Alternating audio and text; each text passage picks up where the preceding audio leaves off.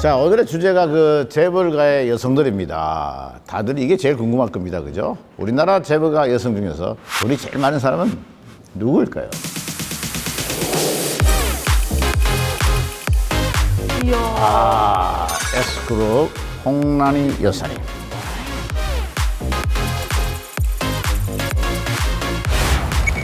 1, 2, 3위는 넘사벽이에요, 넘사벽. 와, 와. 아니 근데 저게 저럴 수밖에 없는 게 삼성전자가 워낙 시가총액이 크다 보니까 주식 포함인 거니까. 아 그럼요. 그거 이건희 회장님 지분을 상속하면 부인이 더 많이 받으니까 자식들보다 저 순서가 나올 수밖에 없죠. 4위하고 단위가 다르잖아요. 그런데 이게 지금 1, 2, 3위가 계속 이렇게 유지가 됐었느냐? 이게 2014년부터 요 순위가 거의 확정된 다음에 변함이 없었거든요. 그러니까 그 전까지는 사실은 1위는 좀 달랐어요. 그리고 거기도 이제 S그룹이거든요. 우리가 이제 백화점으로 유명한 여사님이셨는데 이분 같은 경우는 이제 증여도 해주시고 이러면서 순위가 좀 뒤로 밀리기도 했고 밑에 계신 분들이 아무리 뭐 현금을 많이 갖고 있다, 금을 많이 갖고 있다라고 하더라도 저 순위가 웬만해서 역전될 가능성은 뭐 거의 없어 보입니다. 근데 재벌가 하면은 우리 또 H그룹도 빠지지 않잖아요. 네, 근데 이 랭킹에서는 H그룹 여성들의 이름은 또 보이지가 않네요. 이게 무슨 일이죠? 그러네요. 날카로운 지적인데요. 없어요. 지금 한 분도 안 네. 계신데. H가 딱 들어와 있어야 되는데 이유가 있지 않겠습니까? 그 미스터리를 지금 하나씩 풀어가도록 하겠습니다. 먼저 우리나라 재벌가 여성 중 제일 부자이신 S그룹의 홍란희 여사입니다. 딱 봐도 품위가 있어 보입니다. 근데 연세가 있으신데 성함이 되게 요즘 이름 같은 느낌이 들어요. 라희라고 해가지고 되게 좀 최근 이름 같지 않나요? 진짜 이쁘긴 하죠, 이름. 근데 라이라는 이름은요, 홍 여사의 아버지가 전주에서 판사 시절을 했을 때 전라도에서 예쁜 기쁨이라는 그 의미를 떠서 라희라는 이미지를 얻다 하면 될 것 같아요. 그래서 우아하면서도 특색 있는 이름이라서 홍 여사 이미지랑 너무 잘 어울리지 않나라는 생각을 해봅니다. 근데 홍 여사가 네네. 뭐 외모도 출중하시고 이름은 또 세련되시고 뿐만 아니라 스펙이 엄청나죠. 스펙이요? 예, 보면 45년생이거든요. 네네. 집안도 좋고요. 공부를 기가 막히게 잘했습니다. 당시에 최고 엘리트 코스, 뭐 KS라고 하잖아요. 네네. 경기여고 그리고 서울대학교를 나왔습니다. 그런데 저 홍 씨 집안이 다 그래요. 저 홍라희 여사만 그런 게 아니라 네네. 저 집안 자체가 그냥 공부를 다 잘해. 그래서 저 홍라희 여사도 미술을 전공하신 거고 서울대학교에서. 그런데 보니까 대학생 때 그 당시에 미래의 시아버지인 이병철 회장이 전람회를 관람했는데 그거를 이제 안내하다가 이병철 회장이 딱 보고 너는 이제 내 며느리로 삼아야 되겠다라고 이렇게 낙점을 해서 그래서 며느리가 됐다 이런 얘기들이 있지요.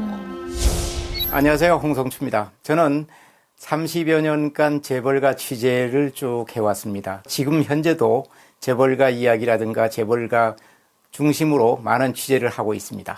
홍라희 여사는 그 집안이 되게 좋은 집안입니다. 명석한 집안에 그 홍진기 회장도 일본 고등문관 합격할 정도로 수재였고 그래서 그 홍라희 여사도 경기여고 서울 미대를 다닐 정도로 재원이었습니다. 그래서 홍라희 여사를 좋아했고 제일 막내 아들하고 혼사가 맺어집니다.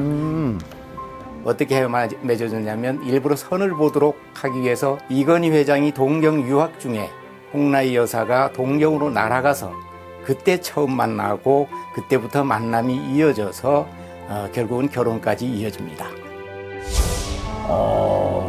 그러니까 뭐 자만추를 빙자한 맞선 정도가 되겠네요. 저 학교에서 맛을 봤군요. 홍라희 여사의 아버님 이야기를 해야 되는데 그분이 엄청난 분이에요. 일단 이때 한반도에 대학이 하나밖에 없어요. 거기 이제 법대 나오시고 고등문관 시험 합격자다 그러면 0.0001%입니다. 그 머리 물려 받으셨구나. 네. 그 정도로 수재였고 그리고 판사로 있으시다가 이제 이승만 정권 시기에 내무부 장관까지 지냈으니까 그 집안 자체도 엄청 탄탄했었던 집안이고 두 분 사이가 너무 각별했대요. 이병철 회장이랑 홍진기 전 장관의 사이가 너무 각별해가지고 이렇게 두 분이 이렇게 연결이 된 겁니다. 그럼 약간 계획 결혼 뭐 그런 게 있어. 계획 결혼이라고 불릴 수밖에 없었겠죠. 이 시기에는 요 정도 되는 집안들은 사실 어떤 비즈니스이자 예, 이제 그런 게 조금 같이 결합되어 있는 거니까. 도쿄가 얼마나 넓은데 거기서 만났겠어.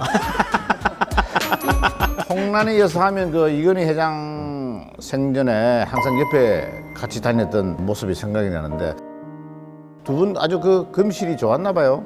이 공식 행사에 나가는 화면들을 보면 홍라이 여사가 항상 이건희 회장 옆에서 이렇게 부축하고 안내하고, 그래서 그냥 다른 재벌가 사모님들처럼 그냥 남편 내조하고 한 발짝 뒤에 물러서 있는 그런 부인이었겠구나, 이렇게 저희들이 알고 있는 거죠. 내조 하니까 이제 떠오르는 일화도 있는데 그 예전에 S그룹이 한때 흔들렸던 때가 있어요. 내부에 이제 비리나 이런 문제 때문에 고 이건희 회장이 뒤로 물러났다가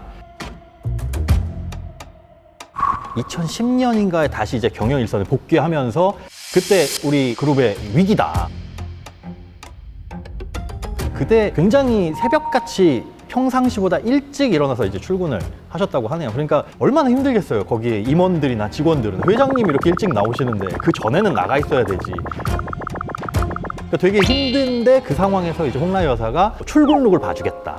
넥타이 요거 좀 마음에 안 들어 풀고 다시 하셔라. 뭐 이런 식으로 센스 있게 그 출근 시간을 좀 늦춰주신 거죠. 그러니까 그때 당시에 임원들이 이 홍라이 여사에 되게 감사해했다고. 그러니까 사실 그 누구의 말도 듣지는 않는데 홍라이 여사님만이 이제 이건희 회장을 컨트롤할 수 있는 그런 분이었다고 해요. 되게 내조로서 되게 유명하신 분이죠. 사실 홍 여사는 그 S그룹 안주인으로서의 내조도 잘했지만요. 미술계 큰 선호도 굉장히 유명했습니다. 그렇죠, 그렇죠. 네, 특히 이제 S그룹을 대표하는 미술관 관장을 오랫동안 유지를 해왔었는데 지금 현재는 둘째 딸에게 넘겨준 상황입니다. 이 홍 여사가 미술관 관장 자리에 맡기 전에 시아버지 이병철 회장이 특급 훈련을 시켰던 일화가 하나 있습니다. 무슨 훈련을? 바로 며느리한테 매일 10만 원을 줬대요. 네? 10만 원을 주고 인사동에 가서 제일 마음에 드는 골동품을 하나씩 사와봐라. 뭐 시아버지가 시키면 어떡할 거예요? 가서 사와야 될 거 아니에요. 그래서 이제 계속 이제 사 모았다가 어느 날 이제 이 회장이 이만하면 됐다. 미술관 관장 자리를 줬다고 하는 일화가 유명합니다. 역사 공부하시는 분들이 미술관 되게 좋아해요. 왜요? 왜냐면 거기에 있는 소장품들이 가치가 굉장히 높은 것들이 많고요. 뭔가 이 미술품의 가치를 더욱 부각시키는 경영의 그런 거를 좀 잘 보여주기도 해요. 가면 조금 편안하기도 하거든요. 생각보다 자주 다니시나 봐요. 저희는 이제 제가 직업이 그런 거니까 이제 박물관이나 미술관에 이제 가면은 이제 그런 걸 느낄 수 있죠.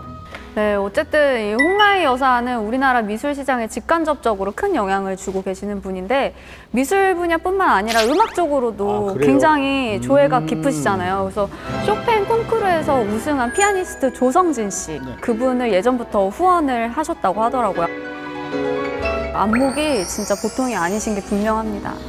어쨌든 홍 여사는요, 네네. 이렇게 시아버지 덕분에 안목을 키워서 미술계 대모로 좀 활동하게 됐잖아요. 그래서 이것 또한 저는 S사의 전략이 아니었을까라는 생각이 그래요? 듭니다. 그 당시 며느리가 회사 경영을 한다라고 하면 어떤 느낌일까요? 나댄다 뭐 이런 느낌이 크지 않았던 그런 시절이었잖아요. 그래서 예술을 전공한 홍 여사한테는 오히려 계열사인 미술관을 운영하게 해준 거고요. 덕분에 홍 여사는 더 세련되고 더 고급스러운 이미지로 구축할 수 있었던 것 같습니다. 그렇죠. 홍라이 여사가 이제 안목만 뛰어난 게 아니라 춤도 크다고 합니다. 왜냐면 2013년에 7순위였다고 하거든요. 그런데 이제 당시 이제 경기하고 동기회를 다 보면 한 200명이 넘었다는 거예요. 그 200명들을 다 이제 우리가 졸업 얼마가 됐으니까 여행을 가자. 그래서 제주도에 갔는데 본인이 그 비용을 부담을 했다. 네, 첫날 만찬 비용, 행사 비용을 전부 다. 근데 사실 안 부담할 수가 없어요. 엠빵 하자가 더 이상합니까? 아니 본인 7순인데 친구분들을 뭐 무려 한 200명 이상을 불렀으면은 야 아니 근데 쏘고 갑자기 뭐 캐톡으로 15만 원씩 회비. 이게 더 이상하잖아. 그게 더 이상하잖아요. 그럴 수가 없죠. 홍라이 여사가 자녀들에게는 뭐 어떤 어머니였습니까? 이건희 회장 같은 경우에는요, 자식들이 굉장히 클 때까지 뺨을 비빌 정도로 굉장히 친근하게 다가갔는데 홍라이 여사는 철두철미하게 바로 자녀들을 교육을 시켰다고 합니다. 그러니까 뭐 잔소리도 이제 좀 늘어놓던 똑같은 엄마 스타일이었던 것 같아요. 그래서 이재용 회장이 한 인터뷰에서 말하기를 엄마가 다 큰 아들한테도 비타민 챙겨 먹어라. 맥주 많이 마시지 마라. 저거는 저희 엄마도 해요. 어떤 엄마든 다 하는 거예요. 엄마도 다 근데 하는 그 아들 이재용 회장 얘기가 나와서 말인데요. 네, 홍나희 여사하고 단둘이 각종 행사를 많이 다니고 있습니다. 휴가도 같이 갔다 오고 사찰도 다니고 또 아들이랑 사이가 굉장히 좋은가 봐요. 근데 아무래도 이재용 회장이 현재 싱글이잖아요. 그러다 보니까 S그룹 안준이 없는 상태이긴 해요. 그래서 그런 부분들에서 자연히 아들을 도와서 공식 성상에 다 참석하는 것도 이유가 있는 것 같고요. 이재용 회장이 또 개인적으로 힘든 일이 많이 있을 때 아들에게 힘을 실어주려는 의도에서 더 언론에 더더욱 더 자주 노출되는 게 아닌가 생각합니다.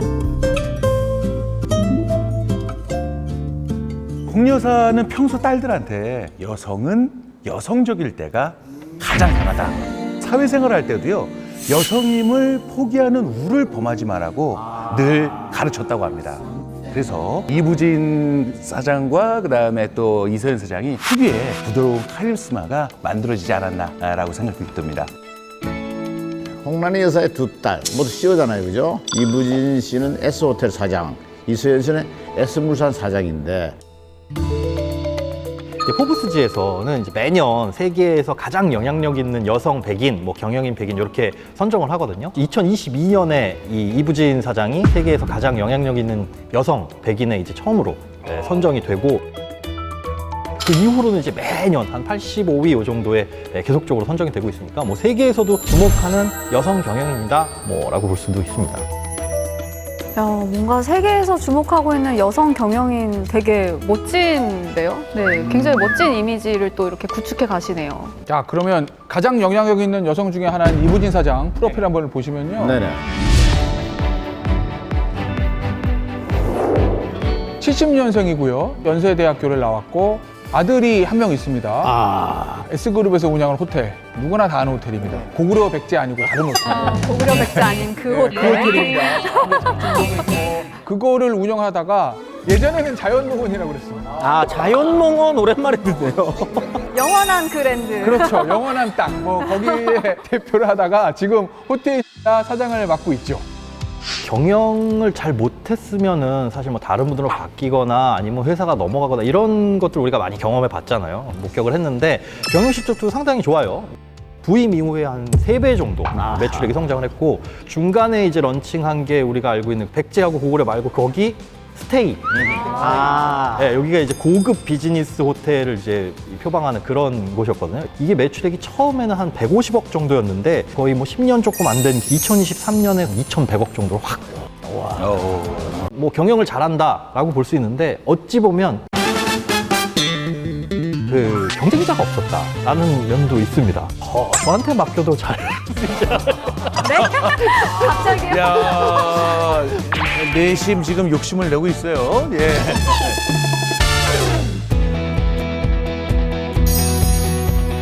뉴스에도 났던 사건인데요. 네. 호텔 입구에 이제 한 모범 택시가 돌진을 해서 그 회전문을 들이받은 사건이 있었습니다.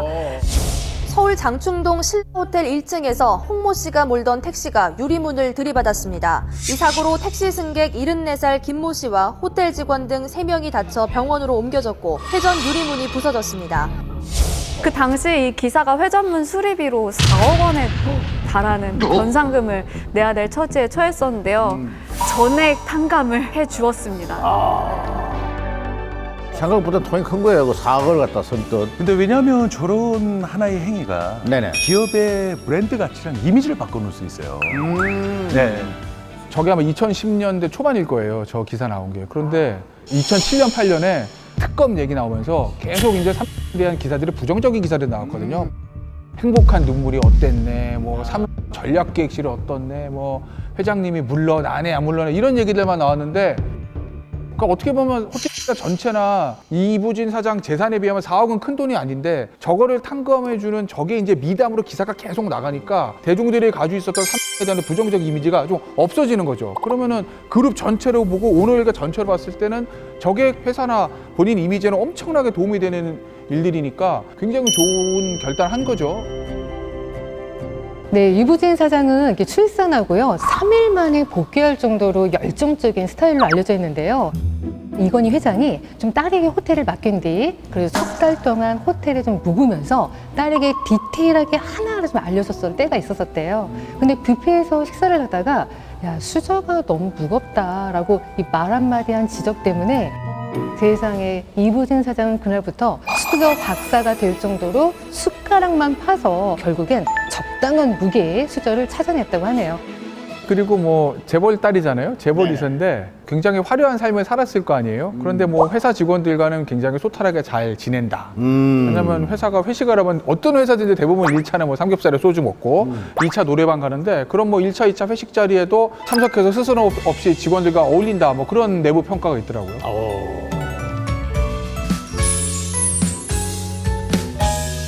사실 이분이 50대 중반이 정도 되셨죠? 근데 그 나이에 비해서도 굉장히 여유 있는 그런 모습들, 부드러운 여성 재벌의 이미지가 대표적이지 않을까라는 생각을 해봅니다. 좋은 옷을 입어서 그런 거 아닌가요? 근데 또 이거 있어요. 이부진 사장의 패션도 눈에 띄는 모습이 보여지는데요. 평소는 좀 단아하면서 세련된 패션을 좀 선호하는 편이세요. 근데 보시면요. 이 옷 가격대가 대충 얼마 정도로 보여지시나요? 비싸겠죠. 이 의상이 10만 원대 의상이라는 거. 우와. 그래서 재벌이라고 해서 비싼 옷만 있는 게 아니라 때와 장소에 따라서 아이템 가격 이런 모든 것들이 바뀐다. 저기 6천만 원은 뭐예요? 12,6천원 비싼 거 아닌가요? 근데 이건 있어요. 옷을 통해서 대중과 소통하지만 액세서리만큼은 가문의 어떤 품격을 지키겠다는 메시지가 숨어 있지 않을까. 옷 색상도 뭔가 좀 차분한 컬러를 많이 입으시는 것 같아요. 화이트나 뭐 그레이, 블랙? 이렇게 액세서리도 블랙을 착용하고 있는데 튀진 않죠. 근데 그냥 검정색 입었어요. 입는데 꼭 디테일 하나가 있어요. 근장으로 지퍼가 있던가 어떤 포인트를 넣어서 포인트를 주는구나. 절제된 색상이나 고급스러운 소재 같은 거 그리고 심플한 세련한 디자인 이런 올드머니 룩이라는 거를 즐겨 입는다. 이부진 사장 같은 경우에 이제 자녀 교육 얘기 안 할 수가 없어요. 근데 이 얘기가 왜 나오는 얘기냐면 대부분 이제 재벌 2세, 3세들이 외국에서 학교를 나오는 경우들이 굉장히 많아요. 아들이 강남에 있는 H고등학교를 다니고 있다고 해요. 그러니까 이부진 사장 같은 경우에 그렇게 얘기했다는 거예요. 어릴 때 유학을 보내면 한국에 이제 인맥 베이스가 없고 네트워크 형성이 안 되니 한국에서 이 인적 네트워크를 쌓아놓는 것이 나중을 대비하면 더 좋을 거다. 그래서 이제 집도 그 고등학교가 있는 대치동으로 원래는 한남동 살았는데 이사를 갔다고 합니다.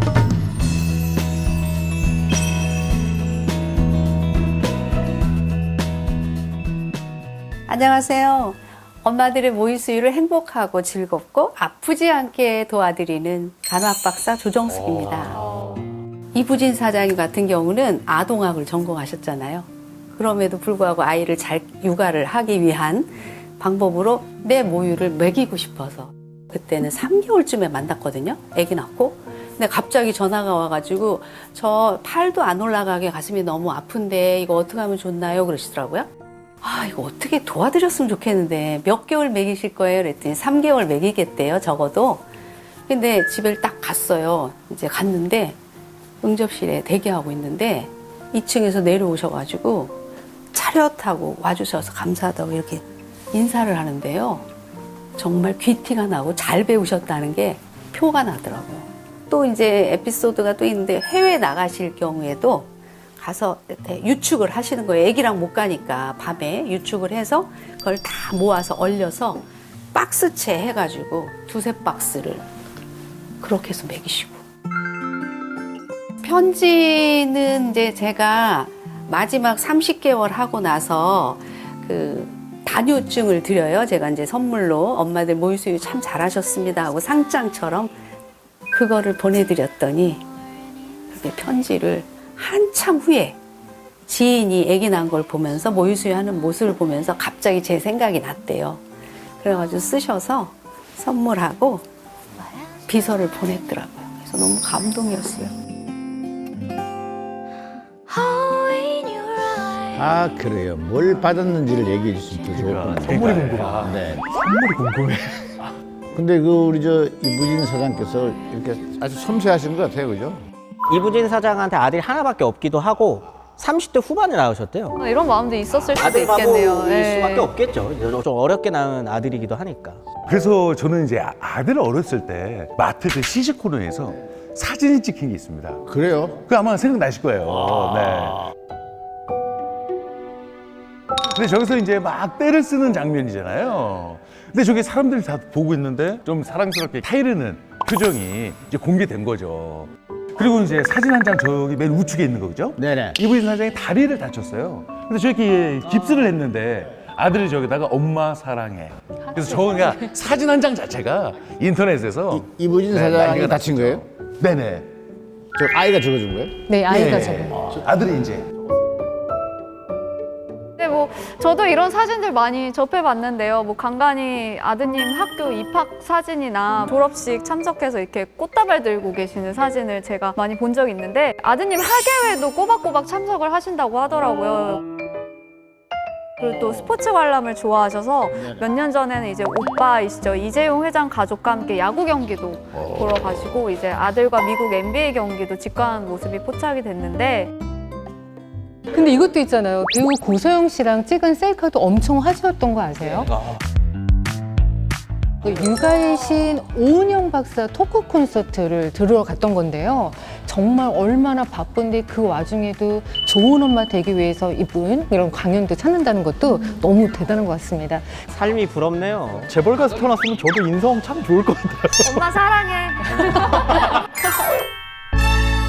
이부진 사장이 아들과 함께 있는 모습을 보니까 말이죠. 이건희 회장께서 생전에 이부진, 이서연 두 딸을 양육해 데리고 다녔던 모습이 생각이 나거든요. 딸들을 얼마나 아꼈는지 직접 한번 들어보시기 바랍니다.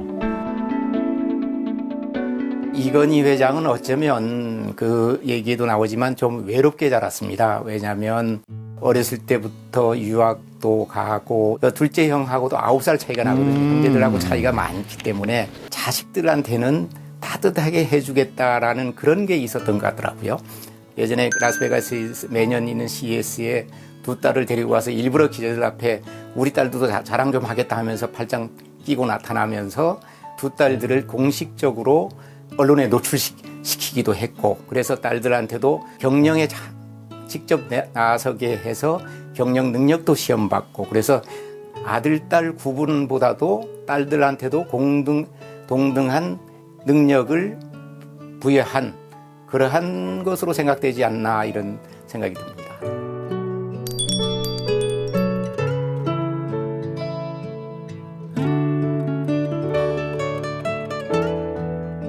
네, 아까 이제 여성 주식 부호 3위에 올랐던 이서연 사장.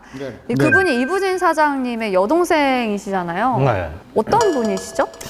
아마 이제 생소하실 거예요. 우리가 뭐 지금 쭉 홍라이 여사라든가 이부진 사장은 그냥 언론에도 많이 보여가지고 아 저분 하면 딱 이제 얼굴도 떠오르고 이름도 알고. 그쵸. 그런데 이분 같은 경우에는 이제 이서연 사장은 언론이나 이런 데는 많이 노출은 안 됐는데 이제 프로필을 보자면은 그 미국 파슨스 디자인 스쿨이라는 굉장히 유명한 여기서 이제 디자인 전공하셔서 그래요? 그 8초 스파 브랜드 중에 그거 이제 런칭을 하셨어요. 그러니까 2012년에 런칭을 해가지고 이게 3년 만에 연매출 6천억 이렇게 올려보니까 이분도 이제 보이지 않는 곳에서 상당히 활발한 활동을 하고 그 이후에도 이제 경영일선에 복귀해가지고 지금도 뭐 일하고 계신데 언론에만 잘 노출되어 있지 않은 뭐 그런 상황이라고 보시면 돼요. 근데 딱 봐도 선이 좀 굵어 보이지 않나요? 인상이 좀 선이 굵어서 리틀 홍라이라고 불리고 지금 이제 미술관을 네네. 경영을 지금 하고 있습니다. 그리고 S사 제 자녀들 중에 네네. 유일하게 결혼 생활을 유지하고 계신 분입니다. 아, 그래요? 네네. 그 오빠랑 이제 네. 언니는 이제 그렇게 안 됐는데 자녀가 4분이에요. 어이구. 게다가 또 미담이 하나 있는데요. 예전에 경쟁업체인 D사가 의류 사업 매각하면서 아동 의류 기부 사업까지 중단 일이 있었었거든요. D사. 맞아요. 근데 이 소식을 들은 이서영 사장이 두말하지 않고 S그룹 아동 의류를 기부했다.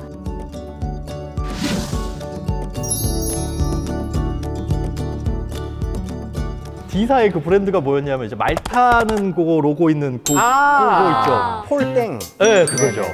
근데 그때 당시 이서영 사장은 운영하던 브랜드가 뭐냐? 자전거 타고 있는 핀땡. 라이벌, 나름 라이벌이었는데 한국에서. 라이벌이었습니다. 라이벌이었는데 아주 흔쾌히 수락을 해줬다고 해요. 뭐 흔쾌히 안 할 이유가 없죠. 안 할 이유가. 예. 좋아. 요때야. 뭐 이야기를 하다 보니까 말이죠. 재벌가에서 유독 S그룹 딸들이 경영 전반에 좀 많이 나서는 것 같아요. 기업 좀 분위기인 것 같아요. 이병철 회장 때부터도 아마 그런 분위기가 좀 있었던 것 같고 지금도 아마 제가 알기로 네네. 100대 기업들 중에서는 여성 임원 비율이 제일 높은 기업이 S라고 알고 그래요? 있거든요. 이제 선대 이병철 회장의 딸들 중에서 이명희 네. 뉴스 백화점. 근데 보면은 이병철 회장이 이명희 회장을 워낙 예뻐하고 나를 제일 많이 닮았는데 능력적인 측면에서 그렇게 얘기할 정도로 능력 뛰어나고 예뻐했으니까 뉴월드 백화점을 맡았잖아요. 선대에서 맡아버리면 후대로 내면 그게 너무나 당연한 거예요. 딸들이 경영 참여하는 게. 이게 사실 그 문화나 이제 인식도 중요한 것 같아요. 그 옛날 여자가 무슨 뭐 이런 인식들이 있었잖아요. 그런데 이제 이병철 회장 같은 경우에는 1970년대 그 시점부터 장녀인 이인희 H재지 그룹 고문이라든가 아니면 막내딸 이명희 그 유통의 이제 회장이라든가 기업인으로 앉히려는 이런 시도들 이런 것들을 실제로 많이 하게 됐습니다. 사실은 대중들한테는 이명희 회장이 더 잘 알려진 분이죠. 아 저분이 네, 이명희 총괄 회장님이시죠. 네, 사진을 보시면 인상이 좀 강해 보이는 느낌이 있는 것 같아요. 있어요. 심리적으로 앞머리를 특히 세우는 마가렛 대처도 마찬가지였고 앞머리를 세우는 분들을 보면은요, 이 심리적으로 권위, 자신감 이런 게 좀 보여지긴 하거든요. 그러고 보면 뭐 뉴월드를 이렇게 세계 업계로 올리는 것 그런 힘이 여기서 나올 수도 있으니까 약간 호랑이 같은 느낌이 좀 들기도 하는 것 같아요. 정용진 회장님의 어머니 되시는 거죠? 그렇죠. 보니까 정 회장이 우리 자주 먹는 별다방 네네. 그 커피를 들여온 것도 어머니인 이명희 회장이 야 저거 해봐 딱 그래가지고 들어왔다는 거고. 예. 예전에 정용진 회장이 좀 경영 실적이 좀 안 좋을 때 한남동에서 양재동까지 뭐 7km를 뛰어서 출근하라고 했다. 그렇게 혹독하게 정용진 회장을 단련시켰다고 합니다. 이명희 회장이. 네. 그러면 이병철 창업주가 그 사람 보는 눈 하는 아주 기가 막힌데 그런 아버님의 눈에 들어드는 걸 보니까 대단한 분이었다. 이렇게 생각이 되네요. 그런데 이런 경영 수업을 할 때 여기 가면 뭘 배울 수 있다라고 해서 가라고 지시한 곳이 있습니다.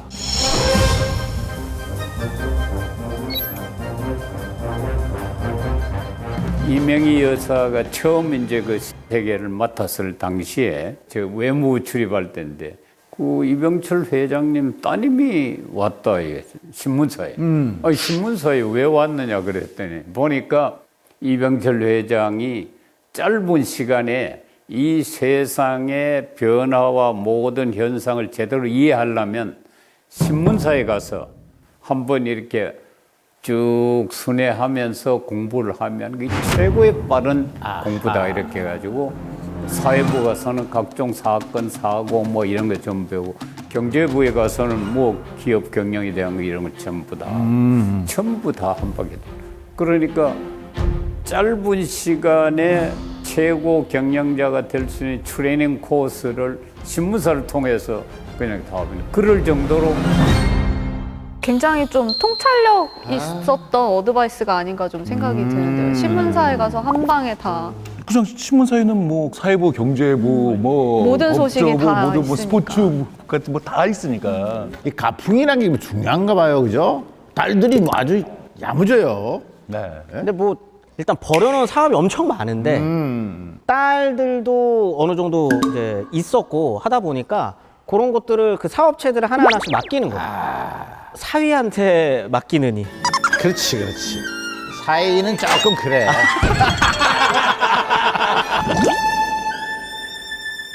예, 뭐 지금 뭐 딸 얘기들, 이 여성 기업인들 얘기 많이 했는데 사실 S그룹의 역사를 놓고 봤을 때 이분을 빼놓을 수가 없습니다. 이제 이병철 창업주의 부인인 박두울 여사. 이분이 이제 이 S그룹의 데모라고 볼 수 있는데 좀처럼 사실 이분은 뭐 언론에는 나타나지 않으셔가지고 잘 모르실 텐데 이병철 회장보다 3살 연상이에요. 연상이신 이분이 박팽년의 후손이라고 이제 알려져 있거든요. 아, 그래요? 네. 근데 그때 당시에는 사실 이병철 회장의 집안보다는 훨씬 더 재력가셨다. 사실 뭐 금수저, 다이아수저 뭐 이런 정도의 결혼이라고 볼 수가 있는데 이 박두울 여사의 어렸을 적 한 15, 16살 때 이제 스님이 찾아오셔가지고 시주를 했는데 그 시주 하신 스님께서 자네는 나중에 왕비가 되거나 아니면 그 왕비 못지않은 갑부의 부인이 될 상이다. 박두울 여사님한테. 네, 박두울 여사님한테. 아 진짜 뭐 얼굴이 정말 후덕하니 왕비상이 맞는 것 같아요. 이분에 대한 기록이 거의 남아있질 않대요. 그래서 이제 이 회장이 남긴 자서전에 몇 줄 남아있는 게 전부인데 뭐라고 돼 있냐면 처음 만났을 때 인상이 건강해 보였고 지금껏 몸치장, 얼굴치장을 제대로 한 적이 없고 사치와 거리가 멀다. 수신제가의 자세에 흐트러짐이 없어 언제나 고마운 마음을 가지고 있다. 이렇게 적어놨습니다. 이게 이제 조금 검소한 듯한 모습들로 이게 나온 부분이 있잖아요. 그게 뭐냐면 그 이병철 회장 같은 경우에도 초기에는 물론 집안 자체는 잘 살았지만 네네네. 사업을 하실 때 공장을 하나 운영했던 적이 있거든요. 국수 공장. 국수 면발 뽑는 공장을 운영했었던 적이 있었는데 그 옆에 조그마한 귀퉁이에 방이 하나 있었대요. 근데 거기서 같이 사셨다, 가족들이. 이게 이제 자서전에 나온 얘기인데 네네. 이제 그때는 조금 고생을 하셨던 모양이에요. 네네.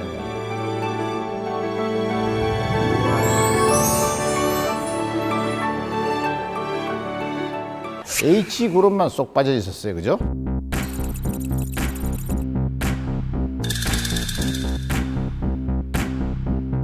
H그룹의 딸들은 뭐 경영에 참여를 안 했나 봐요. 아니 근데 기본적으로 H는 딸이 없어요. 맞아.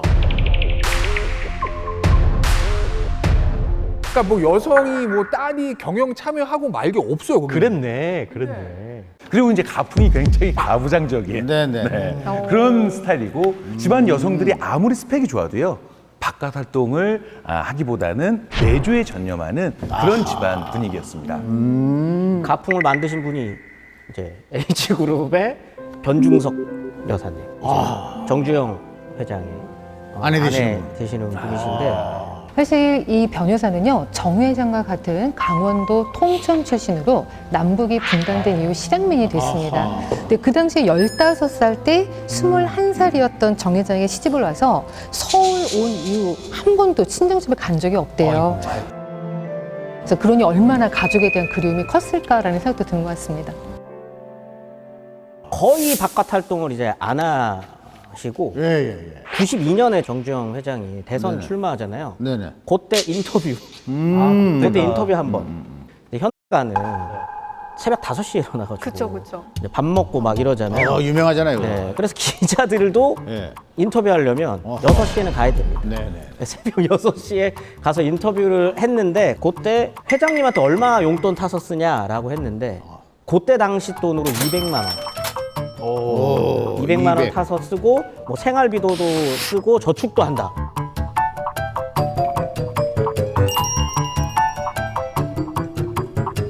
야, 1985년에 200만 원이면 생활비로는 진짜 굉장히 많은 거 아닐까요? 그러니까 이때 당시에 그 H그룹 그 생산지 근로자의 월급을 보면은 한 달에 한 73만 원 정도? 사무직 같은 경우는 68만 원 정도. 이게 임원쯤 돼야 한 달에 193만 원 정도를 받았다고 하니까 200만 원 정도면 굉장히 많은 돈이고 라면이 하나에 100원 이러던 시절이니까 지금 200만 원이면 한 15배, 10배 이 정도 튀겨가지고 생각을 하시면 됩니다. 한 달에 한 2천, 3천을 받으셨다. 생활비 쓰고 남아야죠. 그죠? 근데 이제 H 기업을 생각하면 소박하다고 느껴질 수도 있죠. 그렇지. 그 정도 규모의 회사예요. 그리고 또 저축을 한 통장을 또 며느님들한테 선물로 나눠줬어요. 주셨다고 예, 하시더라고요. 근데 이 집안에 그 며느리가 많아가지고 상당히 감당하기 힘들지 않았을까? 아, 기강 잡기. 예, 예. 아 근데 뭐 앞서 제가 새벽에 아침 식사하고 이러는 거 보면 정주영 회장 자체가 이제 엄청난 카리스마로 회사뿐만 아니라 집안까지 충돌하는 그런 분위기였으니까 변종석 여사가 나서지 않더라도 아들하고 며느리들 기강은 그냥 자연스럽게 잡혔을 것 같고요.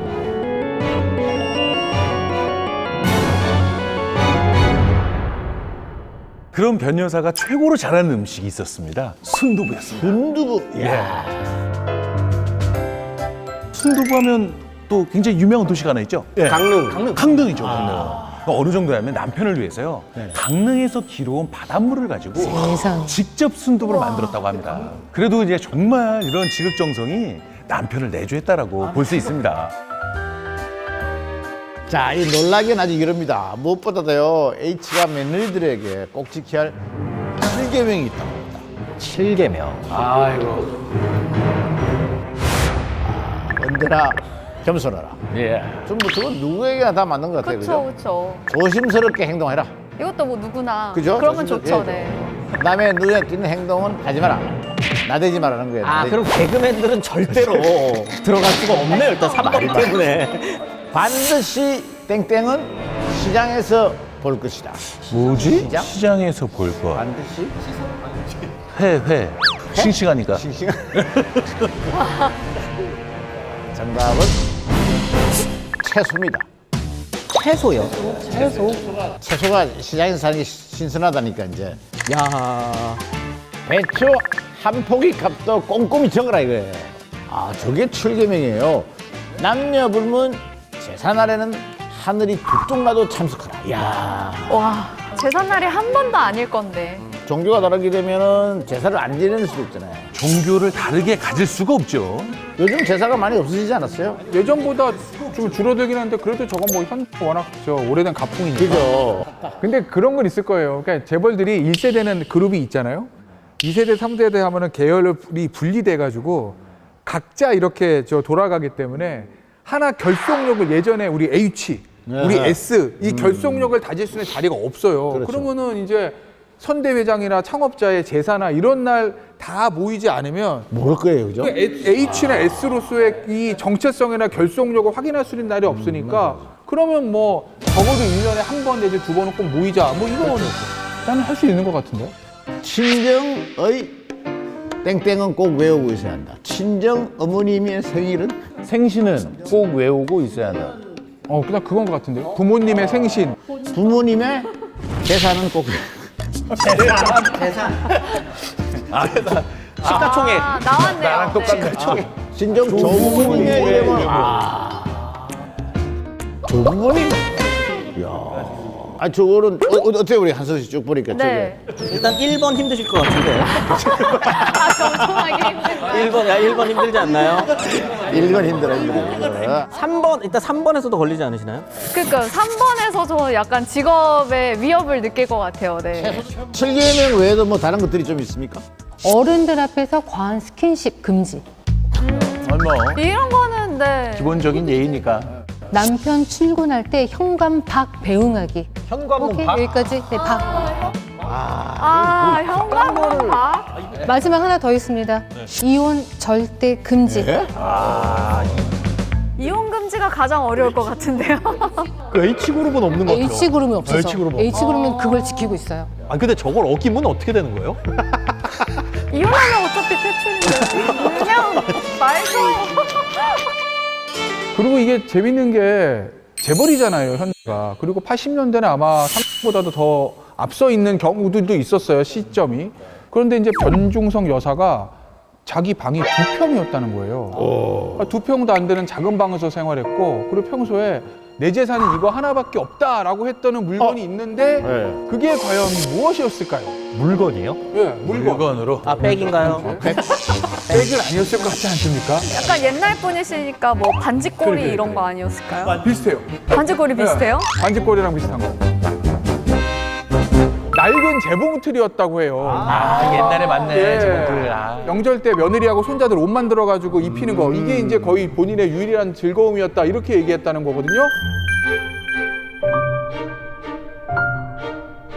그런데 저는 좀 이거 약간 좀 안 됐다는 생각도 들었어요. 왜요? 아니, 왜냐면 앞서 200만 원 얘기하셨잖아요. 네네네. 저는 결코 많은 게 아닌 것 같아요. 왜냐면 정주영 회장이 굉장히 어렵게 사업을 일구긴 했지만 본인 입장에서 하고 싶은 거 다 한 거잖아요. 그렇죠. 정치면 정치, 사업이면 사업. 그런데 부인은 집에 앉아가지고 2평짜리 방에서 재봉틀을 엉망 들고. 사실상 감금 아닙니까, 이 정도면? 근데 그 시대는 어머님들이 돈이 조금 있으면 재봉틀, 없으면 바느질. 그렇죠. 예.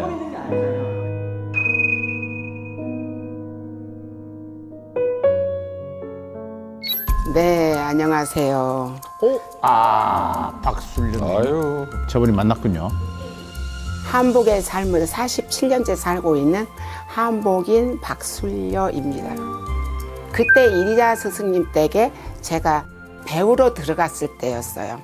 이제 비단을 가지러 1층을 갔는데, 가게를 갔는데, 이제 재벌 회장님이 오셨다고 그러더라고요. 그래서 재벌 회장님이 상당히 화려한 모습으로 오셔서 앉았을 줄 알았는데 회색 몸빼 바지에 베이지색이 이렇게 위쪽으로 길쭉한 저고리를 입으시고 앉아 계신 거예요. 그래서 되게 놀랬죠. 그때는 아마 8시 반, 9시도 채 안 될 때 문 열자마자 오셔서 앉아 계셨던 거를 기억을 하거든요. 근데 한 번이 아니고 2번을 다 그렇게 아침 일찍 오시는 걸 뵀죠. 그래서 저분이 정말 삶도 저렇게 부지런하게 사시는구나. 저거는 현대가의 부인인데 가서 일바지 입고 가가지고. 그 농사 지을 때 그 펄럭펄럭한 그 일바지죠. 이게 새벽 4시에 일어나야 됩니다. 그렇죠. 밥하려면. 준비하려면. 네, 그리고 새벽 5시에 밥을 먹잖아요. 그래서 변 여사가 평소 일바지 차림이라 네네. 집에 복조리 값을 받으러 왔던 한 상인이 일하는 분인 줄 알고 사모님을 따로 찾은 거죠. 되게 네. 자존심 상했을 것 같아. 그러니까 그런 얘기가 있을 정도로 정말 집안 일에 있어서 굉장히 열심히 하지 않으셨나라는 생각이 이제 듭니다. 정주영 회장 자서전에 이렇게 남겨놨습니다. 부인 네네. 되시는 분은 늘 통바지 차림에 무뚝뚝하지만 60년을 한결같이 평생 변함없는 점들을 존경한다.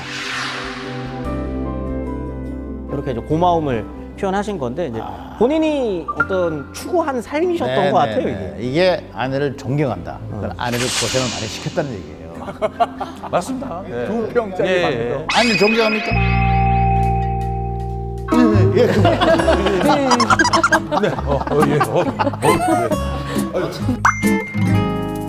그리고 내조의 영화로도 알려졌지만 직원들도 굉장히 잘 챙기셨다고 하거든요. 직원들 위해서 이 변 여사가 공장까지 운영을 했어요. 무슨 공장 운영했을 것 같아요?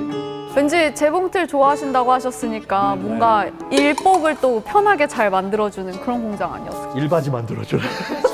열심히 일해라 이거 입고. H가 유니폼 만드는 뭐 그런 공장인가요? 아닙니다. 매주 공장입니다. 매주? 네, 매주 공장. 그때 이제 정주영 회장이 신설동에 자동차 정비 공장을 운영을 할 때 직원들이 밤낮 없이 일을 했다고 해요. 그러니까 그 직원들 불쌍해서 저녁에 가면 밥도 실제로 뭐 챙겨주시고, 그리고 매주 공장에서 나온 매주들 이런 것들 임직원들한테. 네. 사실상 한밥집을 운영하신 거네요. 그럼 그냥 사업 아닌가요? 이게 돈을 안 받았겠죠. 돈을 안 받고. 뭐 어떤 설이나 이럴 때 매주 선물로 주시기도 하고. 변준석 여사는 어느 며느리 어느 그를 좋아하고 싫어하고가 없이 잔소리를 전혀 안 했다고 합니다. 그런데 시아버지가 그러니까 왕 회장인 정주영 회장이 너무나 엄격하니까 이 정몽우 회장이 돌아가시고 그 부인을 정주영 회장이 혹시나 잘못될 애들도 잘못될 수 있으니까 아예 청운동으로 와라 해서 청운동 정주영 회장 앞집에 살도록 해서 매일 밥상머리 교육을 시키고 뭐 이런 건 있었다고 합니다. 그 정주영 회장의 넷째 아들, 그러니까 네네. 정몽호 회장의 부인인 앞서 얘기했던 이행자 여사가 홀로 아들 셋을 키웠거든요. 네. 그런데 이분이 아주 특별한 며느리를 두고 있죠. 뿐만 아니라 아마 다른 재벌가 며느리들 중에서도 셀럽으로 말하면 가장 유명합니다. 노현정 아나운서입니다. 네, 정답입니다. 정답입니다. 정답입니다. 이 프로그램으로 떴어요. 네, 이걸로 떴어요. 그러니까 당시에 K본부에서 아나운서였던 노현정 씨인데요. 노현정 전 아나운서가 제일 잘 나갈 때, 그러니까 2006년도에 결혼 은퇴를 선언합니다. 네. 왜 그랬냐 봤더니 정주영 회장의 네 번째 아들인 정몽우 씨의 막내 아들 장재선 씨하고 결혼을 했기 때문인데, 이게 두 사람이 연애한 지 83일 만에 초고속 결혼을 했다고 화제가 됐죠. 83일. 83일. 한 3달이 좀 안 된 건데, 뭐 뒷얘기들 들어보면 이 정대선 씨가 TV 보다가 정답입니다 요거를 보고 노현정 씨를 보고 콕 찍어가지고, 그래서 만나서 연애를 시작하고 초고속으로 결혼을 했는데, 뭐 초고속으로 결혼한 이유는 정대선 씨가 미국 유학을 가야 되기 때문에 만난 지 83일 만에 결혼을 했다고 합니다. 노현정 아나운서 같은 경우에는 결혼하고 나서 바로 이제 미국으로 떠났는데, 그때 남편에게 신부 수업을 받았다고 해요. 뭐 요리하는 법, 뭐 이런 것부터 시작해가지고 얌전하게 운전하는 법. 얌전하게 운전하는 네. 운전하게 운전하는 법. 이게 신부 수업이야. 얌전하게 운전하는 법은. 그냥 그렇다고 30km만 가. 하더라. 그냥 30km만 가. 그러니까 노현정 아나운서 하면 H그룹 제사 때 곱게 한복을 입고 그죠? 네네. 시간을 찾는 모습이 제일 먼저 떠오르는 건 사실입니다. 이제 결혼 후 두 아들을 키우면서요, 외부 활동은 최대한 자제를 했고요. 네네. H그룹과 관련된 행사에는 남편과 시어머니를 모시고 항상 참석해서 재벌 며느리다운 내조를 보여주고 있는 상황입니다. 그래, 한복이 좀 비슷비슷한 한복 같아요. 뭔가 되게 수수한 컬러로 입으신 것 같아요. 되게 뭔가 문양도 없고. 보시다시피 H그룹 사람들은 이제 해마다 정주영 명예회장님과 변중성 여사의 기일이 되면요, 정 회장이 생전 살았던 청운동 자택에 다 모이게 되잖아요. 그러다 보니까 이제 기자들이 그 날을 알고 있으니까 와서 이제 사진들을 다 찍는 겁니다. 네. 남자들은 이제 당연히 검은 정장을 입게 되고요, 여성들은 옥색 한복 차림에 참석을 하게 되는 겁니다. 이 우리나라 대표되는 대기업의 사람들이 모일 때 한복을 입고 이제 모인다라는 건 전통을 계승한다라는 그 자체에 대한 메시지는 저는 굉장히 좋은 이미지라는 생각이 들어요. 특히 이제 요즘에 중국 쪽에서도 한복이 한포에서 유래했다라고 하면서 한복을 자기네들의 시작이다라고 주장을, 참 어이없는 주장을 하고 있는데, 이런 부분에 있어서도 우리가 이런 모습들은 굉장히 대외적으로도 좋은 상황이 아닐까라고 생각이 듭니다. 근데 그 H그룹에도 사업하는 며느리가 있는 걸 알고 있는데, 현정원 회장이 정주영 창업주의 며느리 아닙니까? 맞아요. 네. 그 현정은 회장, 이 돌아가신 정몽원 전 회장이 네네. 2003년에 갑작스럽게 세상을 떠납니다.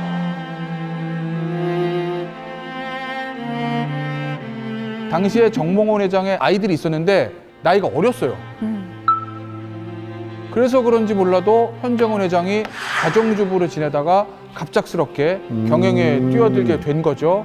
하지만 결과는 좋지 못했죠.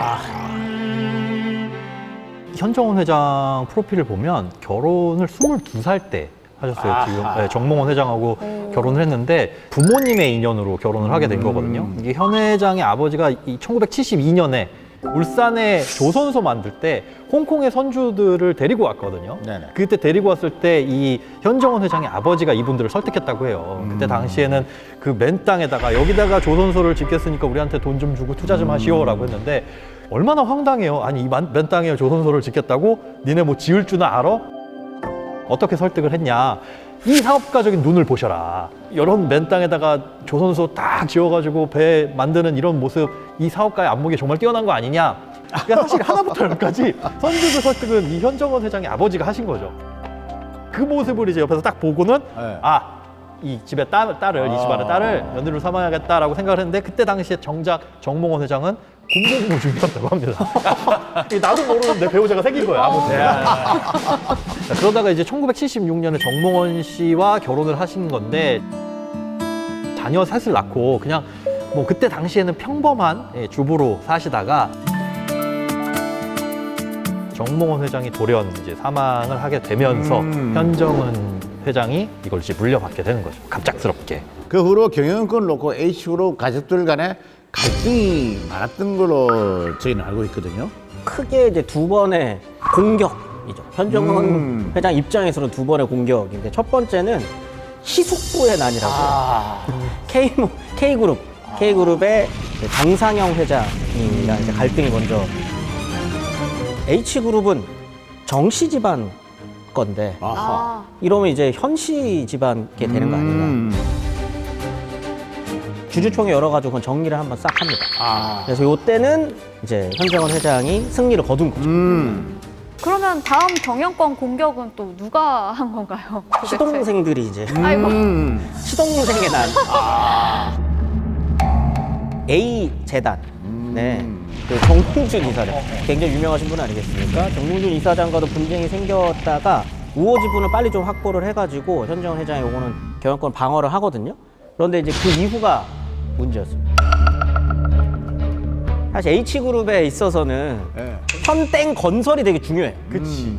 왜냐하면 사실 시작이 건설이었기 때문에 건설을 누가 갖느냐가 사실 누가 이걸 지금 적자로서 잇고 있느냐 요게 이제 굉장히 중요했는데 요거를 정몽구 H차 회장에게 사실상 뺏기면서 그룹 규모가 확실히 이제 줄어들게 되고요. 지금은 꿋꿋하게는 가고 있지만 사실상 경영이 그렇게까지 좋은 형편은 아니다. 이 H그룹이요. 네. 아들이 많아요. 와, 이게 뭐야? 오, 이야.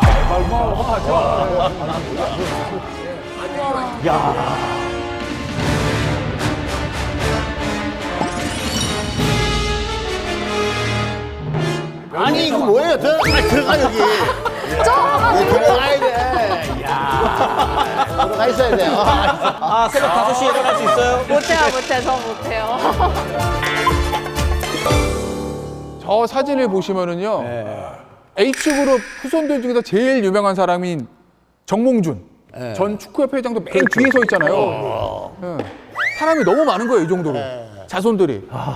여기 이제 이 H그룹 가게하고 또 사돈을 맺은 유명인 또 있습니다. 아 누구 있습니까? 탤런트 기룡호 씨 아시죠? 네 알아요. 여기 사진에도 어딘가 있을 텐데. 야, 너 기룡호를 찾아라. 저기 뒤에. 가운데 딱 여기. 드라마 야망의 25시나 뭐 영웅시대 이런 데서도 실제 H건설 김윤규 사장 역을 맡았었는데요. 드라마 역할뿐만 아니라 실제로 이 사돈지간을 맺었습니다. 이 기룡훈 씨 아들하고 H차그룹 회장의 외손녀 이렇게 해서 이제 2016년에 결혼을 하게 된 거죠. 또 눈에 띄는 며느리가 한 명 더 있습니다. 아 리디아고. 그죠, 리디아고입니다. 예. 정말 세계적인 선수죠. 그렇죠. 정몽구 회장 외손자랑 네. 결혼하지 않았습니까? 저 결혼하고도 뭐 저 몇 차례 우승을 했어요. 네네. 리디하고. 자, 그럼요. 재벌은 어디서 만나는지 참 궁금합니다, 그죠? 네. 이분한테 물어보시면 잘 알아요. 요즘 재벌가는 어떤 식으로 결혼한다? 안녕하십니까. 네, 저는 재벌가를 비롯한 상류층들의 결혼을 주로 해온 19년차 노블결혼정보회사 한기열 부대표라고 합니다.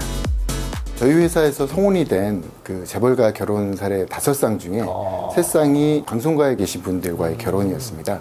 재벌가 여성이 이제 사윗감을 구하는 사례는 본인과 비슷한 아니면 어떤 중견기업 이상의 자제분들을 원하시는 경우들이었고요. 그분들한테는 그러니까 아무리 명문대학교를 나온 똑똑한 남성을 좀 추천을 드려도 그런 분들은 자신들이 어떤 그런 돈을 주고 부리는 사람들이지 어떤 그런 돈을 주고 부리는 사람들이지 부린다라고 표현을. 우리와는 격이 맞지 않는다 이런 말씀들을 하셨던 게 기억이 납니다. 그것도 케이스에 따라서 좀 다르겠지만 지금 기억에 남는 사례는 그 회장님들이 타시는 고급 세단 한 대 값 정도, 그 정도 받은 기억이 있습니다. 우와, 굉장하네요. 할만한데요. 짭짤한데. 아니, 저분 연락처를 제작진에게 야, 이제 큰일 났다. 안 가신다고. 달라고요, 달라고요. 안 가신다면서요. 중매 전문가가 나오니까 매미 바뀌어버렸어. 똑똑한 사람 부린다고 그러잖아요. 네네. 우리가 그런 얘기해요. 집안에 뭐 변호사나 의사 한 명 있으면 좋다. 뭐 문제 생기면 병원 예약하고 뭐 법적인 문제. 근데 재벌들은 그게 필요가 없어. 아니 내 회사 가면 널린 게 변호사고 무슨 개회사에 병원들 다 있고 전화하면 원장 나와서 다 잡아주는데. 그리고 똑똑한 유전자를 불릴 수 있잖아. 아이 뭐 똑똑한 사람 다른 데 찾으면 되지. 회사에 널린 게 변호사고 뭐. 화나신 거 아니죠? 그리고 기본적으로 판검사나 변호사들이 말을 잘 안 들어요. 판검사나 변호사들이 말을 잘 안 들어요. 그렇네. 모든 한국 드라마에 그렇지. 재벌가의 사위인데 말을 안 들어. 검사예요. 예. 그러다가 나중에 칼 또 거꾸로 잡고 막 이러잖아요. 보통은 장인어른을 치더라고요. 약간 좀 제가 재벌 회장님이라도 판검사들은 굳이 뭐. 예. 근데 그 H그룹은요, 정주영 창업주 시절부터요, 혼사 문제에 관련돼서는 굉장히 자녀들의 의지를 존중해 줬다고 합니다. 네. 그래서 유독 연애 결혼이 많은 집안인데요. 유명인들과도 결혼을 굉장히 많이 하지 않았습니까? 그래서 특히 재계 연애 결혼하면 빼놓을 수 없는 커플이 한 커플이 있는데요. 바로 H자동차 그룹의 회장인 정의선 회장과 바로 그 아내의 결혼식이었습니다. 근데 두 사람도 연애 결혼을 당연히 했는데 결혼 당시 H가에서 심하게 반대를 했답니다. 왜요? 그 이유가 뭔지 아세요? 뭐 정해준 짝이 있다 집안에서. 그랬을 수도 있겠네요. 충분히 그죠? 근데요, 굉장히 간단합니다. 같은 정씨여서. 같은 정씨잖아요. 아 성이 네네. 있다. 참 이게 반대가 심했지만 그래도 동성동본은 아니기 때문에 결혼을 허락하게 돼서 현대가에서도 표본이 되고 있는 커플이라고. 근데 진짜 동승동본은 아니었어요. 근데 반대를. 집안에서 다 반대를 해도 딱 한 사람, 바로 정 회장님이 허락하셔서. 왕 회장이 허락했는데 누가 뭐라고 했어요? 왕 회장님이 허락하면 끝이죠. 네. 그렇다면 우리 저 성현 씨도 네. 재벌가 쪽 아드님 뭐 이렇게 로맨스를 꿈꾼 적이 있습니까? 저도 뭐 드라마 보면서 한 번씩 다들 생각은 해보지 않나요? 와, 이러면 진짜 헬기 타고 남자친구가 데리러 오나? 비행기로 픽업 오나? 지금 뭐나? 소개팅은 해보셨어요? 소개팅이요? 해봤죠. 재벌가랑. 재벌까지는 모르겠고, 네, 꽤나 부유한 분이랑 소개팅. 난 오늘 이게 제일 궁금하다. 좀 다른가요? 저는 약간 좋진 않았어요. 네, 저는 약간 좋진 않았어요. 예, 약간 2세 느낌이 있었는데, 뭐라 그럴까요? 좀 상식이 좀 달랐다고 해야 되나? 네, 좀 그런 부분들이, 얼굴이 빨개지네요. 갑자기 왜 이렇게 생각했는지. 예, 뭐 저는 거절했습니다. 네. 자, 오늘 모든 인물사 미스터리는요, 대한민국 재계를 뒤흔드는 여인들에 대한 얘기를 한번 해봤는데요. 뭐 아까도 말씀드렸지만 제가 진짜 진리로 꼽는 문장 중에 하나가 큰 돈에는 큰 스트레스가 따른다. 저는 이걸 항상 새기고 살고 있는데 그거에 따르는 정말 큰 스트레스와 또 어려운 일들이 함께하는 걸 생각하면 자유로운 저의 삶을 더 사랑하자. 그래요? 이런 생각이 들었습니다. 그래도 한 번 사는 인생인데. 저 지금 행복합니다. 엄마 사랑해. 이게 요새 이제 아무래도 21세기에 들어오면서 여성들의 사회 참여가 늘어나니까 재벌의 딸들이나 뭐 며느리들이 활동하고 그다음에 뭐 회사 경영에 참여하는 건 너무나 이제 자연스러운 흐름인 것 같아요. 다만 항상 우리 사회에서 얘기할 때 노블리스 오블리제 얘기하잖아요. 그런 부분들을 그래도 조금 많이 머릿속에 담아 두셨으면 좋겠다라는 말씀을 드리겠습니다. 네.